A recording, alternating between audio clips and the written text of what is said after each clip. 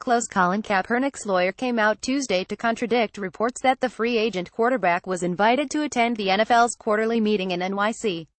Time. Sports. It seems like everyone is allowed to have an opinion about sports and politics, except for the players. Gov. Scott Walker is the latest in a line of prominent politicians weighing in about NFL football players taking a knee during the national anthem. Walker wrote that he wishes players would stand for the anthem and that the NFL would focus more on taking a firmer stand against domestic violence. I agree with Walker that the issue of domestic violence is of crucial importance. The NFL has a terrible track record when it comes to holding its people accountable. Given the enormous influence professional sports and its players have over people young and old in this country, it seems like a small thing to ask that they be held to decent standards of behavior. Where Walker and I disagree is when he lumps an act of peaceful free speech with domestic violence.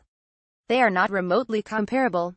Former San Francisco 49ers quarterback and Milwaukee native Colin Kaepernick started taking a knee during the anthem last year, as a way to protest the unequal and often oppressive treatment of African Americans. He started by sitting on the bench during the song. Former player and veteran Green Bay Nate Boyer wrote an open letter to Kaepernick about it, expressing concern that the act was disrespectful. Kaepernick heard him out and asked for his take on a better way to protest. Boyer suggested taking a knee. For me, that's a sign of reverence, he told NPR. You know, people take a knee to say a prayer. And then also, military personnel, it's very common to see an image of a soldier, or a Marine, or an airman, or a sailor, take a knee in front of a fallen brother in arms grave to pay respects. So I just thought it was better, and it showed more about that he's paying attention as well. He's not, in a sense, sitting it out.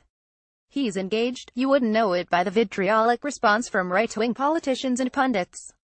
They've twisted the protest, either willfully or by misrepresenting it as an attack on the flag and the veterans who have fought for this country. What country did they fight and die for? One with compulsory patriotism under threat of professional or personal penalty, or one where protesting inequality is seen as a patriotic act? Regardless of whether you agree with Kaepernick's reasons for protesting, as Americans, we should at least be able to agree that we all have the right to protest. In Madison, Police Chief Mike Koval issued a statement, saying he's canceled his NFL subscription in response to the kneeling protests. That's his right to do so. But there's a world of difference between expressing your opinions and going out of your way to rail against how other people feel so moved. Koval, Walker, and many others are engaging in something called concern trolling, in which they claim to have sympathy for the person or cause being supported, but simply disagree with the method of protest. As white people, though, we don't get to tell black people how to feel about their own oppression, or how best to go about protesting it. No one in a position of power gets to dictate the terms for how marginalized groups are allowed to demand equality. Professional athletes are as entitled to having political and social opinions as the rest of us. Given their elevated platforms, I'm heartened to see so many using it for a good cause rather than simple self-aggrandizement. We should encourage more of that, not less. And sign Kaepernick to the Packers roster, already. Aaron Rodgers said it best: this is about equality. This is about unity and love and growing together as a society and starting a conversation around something that may be a little bit uncomfortable for people. Emily Mills is a freelance writer who lives in Madison.